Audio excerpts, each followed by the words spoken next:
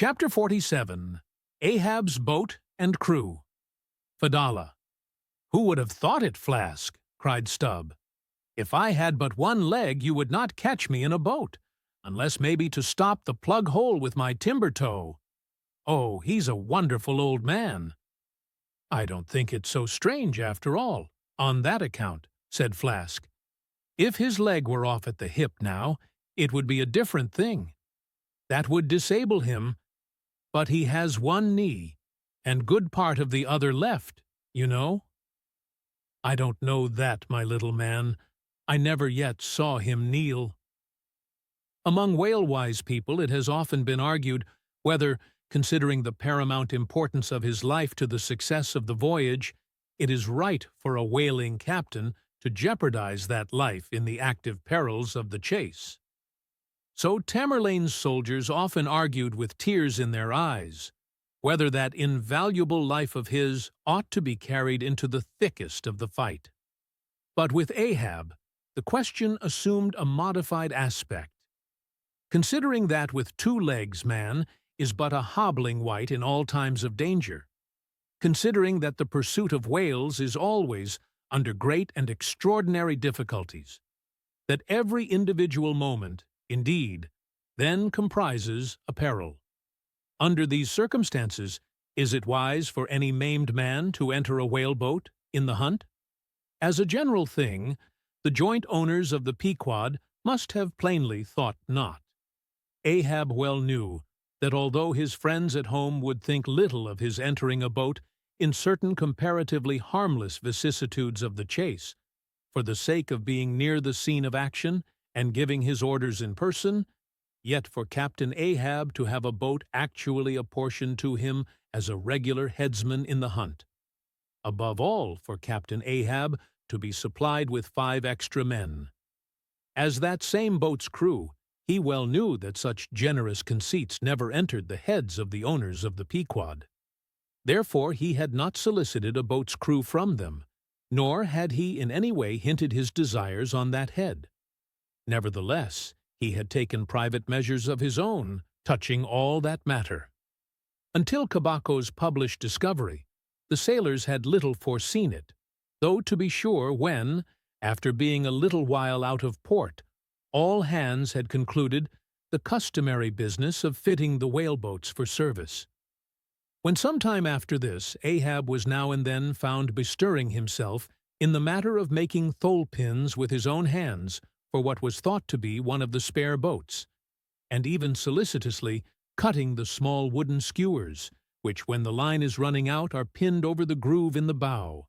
When all this was observed in him, and particularly his solicitude in having an extra coat of sheathing in the bottom of the boat, as if to make it better withstand the pointed pressure of his ivory limb, and also the anxiety he evinced in exactly shaping the thigh-board, or clumsy cleat, as it is sometimes called, the horizontal piece in the boat's bow, for bracing the knee against, in darting or stabbing at the whale. When it was observed how often he stood up in that boat with his solitary knee fixed in the semicircular depression in the cleat, and with the carpenter's chisel gouged out a little here and straightened it a little there. All these things, I say, had awakened much interest and curiosity at the time, but almost everybody supposed that this particular preparative heedfulness in Ahab must only be with a view to the ultimate chase of Moby Dick, for he had already revealed his intention to hunt that mortal monster in person. But such a supposition did by no means involve the remotest suspicion as to any boat's crew being assigned to that boat. Now, with the subordinate phantoms, what wonder remained soon waned away, for in a whaler wonders soon wane.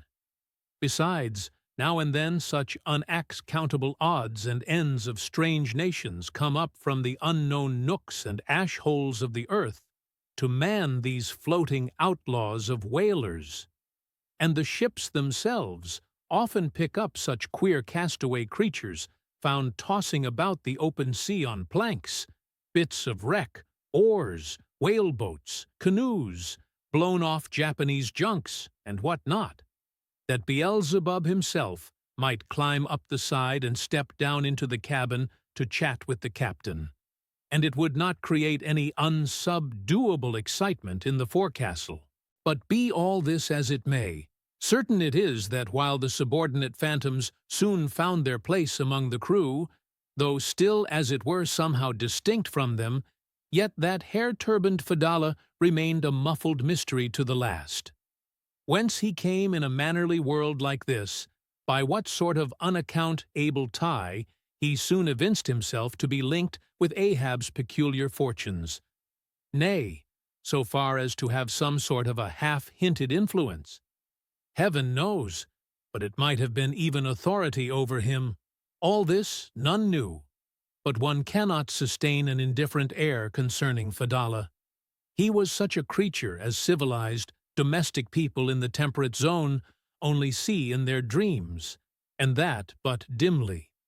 But the like of whom now and then glide among the unchanging Asiatic communities, especially the Oriental Isles to the east of the continent, those insulated, immemorial, unalterable countries, which even in these modern days still preserve much of the ghostly aboriginalness of Earth's primal generations, when the memory of the first man was a distinct recollection, and all men his descendants, unknowing whence he came, eyed each other as real phantoms, and asked of the sun and the moon why they were created, and to what end.